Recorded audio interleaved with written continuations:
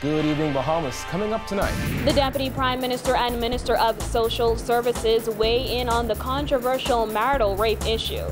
Our news takes to the streets to find out what the average Bahamian has to say about marital rape. Easy does it. A new procurement process set to save government a substantial amount of money.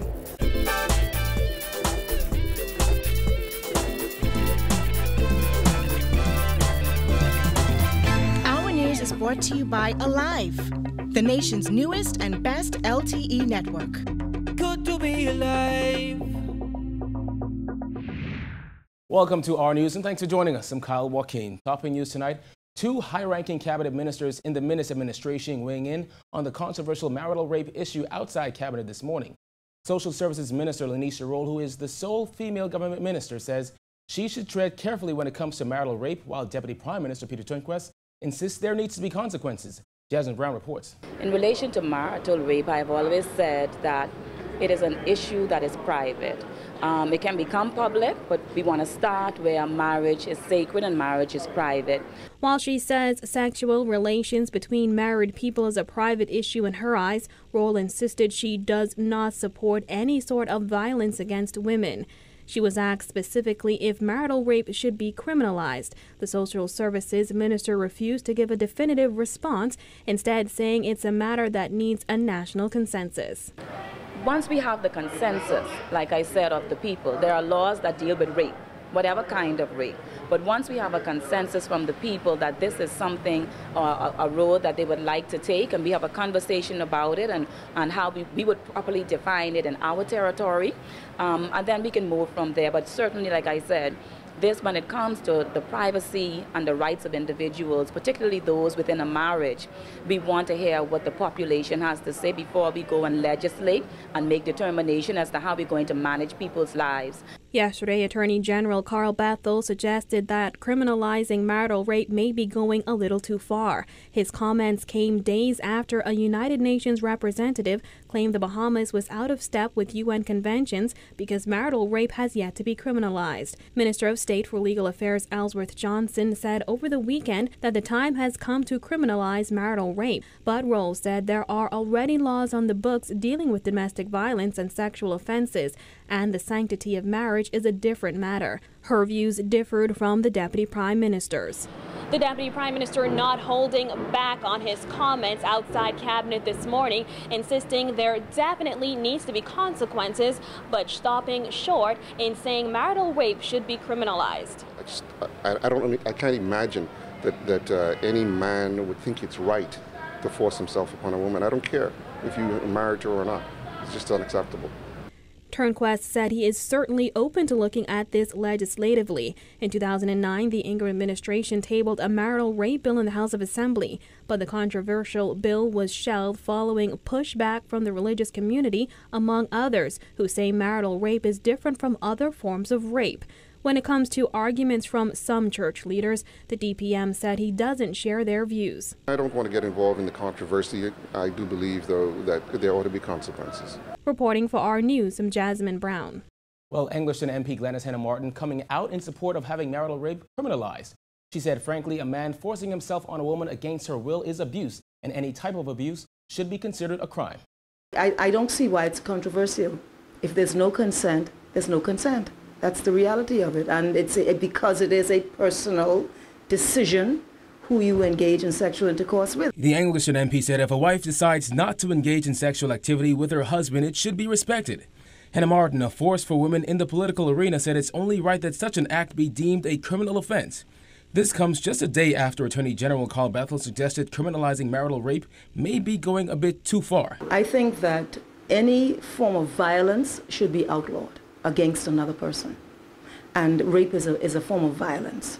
And I think it should be outlawed. And I you know, it's been a while, and I understand the journey because, you know, it's rooted in cultural norms and also the way the church views the role of, in some aspects the church views the role of women in marriages, etc. She said the discussion can go any number of ways, as it did in 2009, with religious leaders once again chiming in. Now, some people say the man is the head of the house. I'm not getting to that aspect of it. That's a different argument and discussion.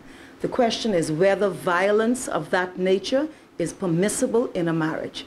And I don't see how it is being distinguished, because it is violence. And it's very harmful, damaging violence. But it gets tricky, she said, when people try to determine which is morally right. A woman having consent of her own body, or a husband being able to do whatever for the simple fact that they've been joined together as one. Hannah Martin says that's where the law comes in. The law has remedies where a husband feels aggrieved by his wife's behavior, her failure to engage in intercourse with her husband. There are remedies. You can engage in counseling to seek to bring a common accord in a marriage, or there is a termination of the marriage or separation. But the solution is not coercion. A new procurement process for the Ministry of Finance is set to bring substantial savings to the country's $1.5 billion expense bill, while promising to make it easier to do business in the country. The announcement was made today at the Ministry of Finance, and as Jared Higgs tells us, it has the support of the Bahamas Chamber of Commerce and Employers Confederation. A new online portal will be the hub for all large government contracts. That's according to Deputy Prime Minister Peter TURNQUEST, who says the new system will assist the government in its goal of stamping out corruption. TURNQUEST says anybody wishing to do business with the government needs to be registered within the system. That same system will announce when there are available bids, as well as track any changes made during the process. Today, we announced in earnest the first steps to changing how persons and businesses bid for government contracts, purchases, otherwise known as procurement. So today we're here to explain this first substantive step in the redevelopment of the government's procurement process, and we shall explain how these ongoing initiatives allow Bahamians to align its procurement activities and systems with international standards and best practices. The government will still need to pass the relevant legislation. The old procurement bill passed by the last F&M government will undergo some changes. We are well advanced in the update of the 2010 Public Procurement Bill and intend early next year to introduce a brand new procurement bill, 2018, for the consideration of Parliament. TURNQUEST says phase 1 of this project will cost about $300,000, and he was unable to say just how much money it will save the government that spends about $1.5 billion every year. We believe we will have substantial savings. We've already seen some savings as a result of some of the interventions that we've already made. And with this kind of system that puts the information in the public domain, we believe that we'll even see greater savings because, again, it's no longer a minister or a procurement officer or a vendor colluding to do something. It'll be out there. And so you, as a journalist, interested persons from civil society, can go into it and look at it and say, well, wait a minute, you bought a hammer for $1,000. I could buy a hammer for $10. Why? Yeah. So it'll drive that kind of efficiency. With the promise of savings, the online initiative has the support of the Bahamas Chamber of Commerce and Employers Confederation. Chairman Mike MAURA Jr. described it as long overdue. The absence of a transparent procurement system increases the cost of doing business and the cost of living in the Bahamas. The consequences associated with a poor procurement process include higher taxes, high public debt, widespread inefficiency, and a higher total cost for all of us.